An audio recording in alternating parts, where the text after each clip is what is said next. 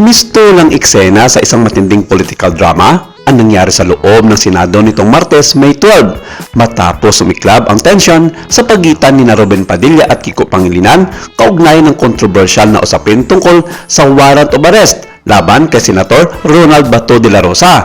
Ngunit higit na nagpasabog sa social media at sa publiko ay ang viral na video kung saan malinaw na tinanggihan umano ni Senator Ruben Padilla ang pagkikipagkamay ni Pangilinan matapos ang kanilang mainitang palitan sa plenaryo, isang eksenang inilarawan ng marami bilang malambig ngunit matalim na insulto sa harap ng buong bayan. Nagsimula ang lahat sa diskusyon hinggil sa naging pagharap muli ni Senator Bato de la Rosa sa Senado matapos ang umano'y tensyonadong pagtatangka ng mga ahente ng National Bureau of Investigation o NBI na isilbi ang warrant of arrest kaugnay ng kasong crimes against humanity na may connection umano sa investigasyon ng International Criminal Court laban kay dating Pangulong Rodrigo Duterte.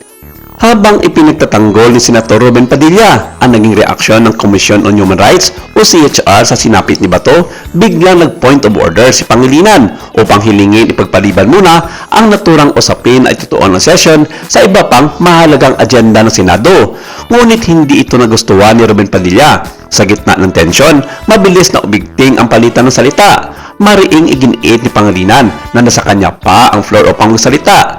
I still have the floor, diin umano ng senador, habang ipinaalala rin ito na may mga senador na hindi sumang-ayon sa Senate Resolution No. 44. Para sa kampo ni Pangilinan, mahalagang linawin sa record na hindi lahat ng miyembro ng Senado ay sumusuporta sa parehong pananaw hinggil sa kontrobersyal na usapin. Subalit para kay Ruben Padilla, tila hindi simpleng parliamentary disagreement na nangyari.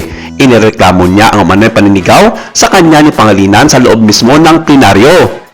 Sa mga sandaling iyon, kapansin-pansin umano ang pagtaas ng emosyon ng dalawang senador hanggang sa mapilitang suspindihin ni Senator Alan Peter Cayetano ang session upang pakalmahin ang sitwasyon. Ang dating normal na pagdinig ay nauwi sa eksenang inilarawan ng ilang nakasaksi bilang isa sa pinaka-emosyonal na komprontasyon sa Senado nitong mga nakaraang buwan. Ngunit, kung inakala ng marami na doon na magtatapos ang tensyon, mas lalo pa itong lumala matapos kumalat ang isang video clip na mabilis na nag-viral online. Sa naturang video, makikitang lumapit si Senator Kiko Pangilinan kay Ruben Padilla matapos ang mainit nila ng palitan ng salita. Tila sinusubukan umano nitong ayusin ang gusot sa pamamagitan ng pakikipagkamay. Ngunit sa halip na tanggapin ito, makikitang hindi umano pinansin ni Padilla ang kamay ng kapwa senador. Sa ilang segundo lamang na video, nabuo ang samut-saring mga interpretasyon ng publiko. May nagsabing nasaktan si Ruben, may nagsabing insulto iyon kay Kiko, habang iba na may naniniwalang mas malalim pa ang hidwaan kaysa sa ipinapakita sa kamera. Hindi nagtagal, mas lalong umugong ang social media matapos madamay ang pangalan ni Sharon Cuneta. Kumalat kasi online ang screenshot ng umano'y deleted post ng megastar kung saan ipinahayag nito ang matinding pagkadismaya sa naging asal umano ni Ruben Padilla laban sa kanyang asawa. Bagamat mabilis na nawala ang post, hindi ito nakaligtas sa mapanoring mata ng mga netizens.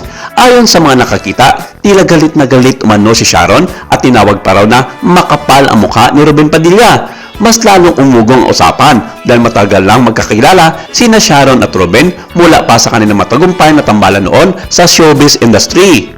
Para sa maraming mga netizens, tila mas masakit ang naging reaksyon ni Sharon Cuneta dahil nagmula ito sa isang dating malapit na kaibigan at katrabaho. Sa social media, hati ang opinyon ng publiko. May mga nagsasabing tama lamang na depensahan ni Sharon ang kanyang asawa, habang mailang namang naniniwalang dapat ay hindi na ito nakisawsaw sa tensyon sa Senado. Ngunit anuman ang pananaw ng bawat isa, hindi makakaila na lalong lumaki ang isyu dahil sa emosyonal na dimension na idinagdag ng megastar. Sa gitna ng kontrobersiya, muli nagsalita si Ruben Padilla at sinabing pinag-aaralan niyang magsampa ng reklamo laban kay Pangilinan sa Senate Committee on Ethics. Ayon sa senador, hindi umano katanggap-tanggap ang paraan ng pagkipag-usap sa kanya na plenaryo, lalo na kung ito ay may kasamang pagsigaw at pagkawala umano ng respeto. Dagdag pa ni Padilla, nais niyang dalhin ang usapin sa tamang proseso upang malinawan kung may nalabag bang asal o etikang dapat sinusunod sa loob ng Senado.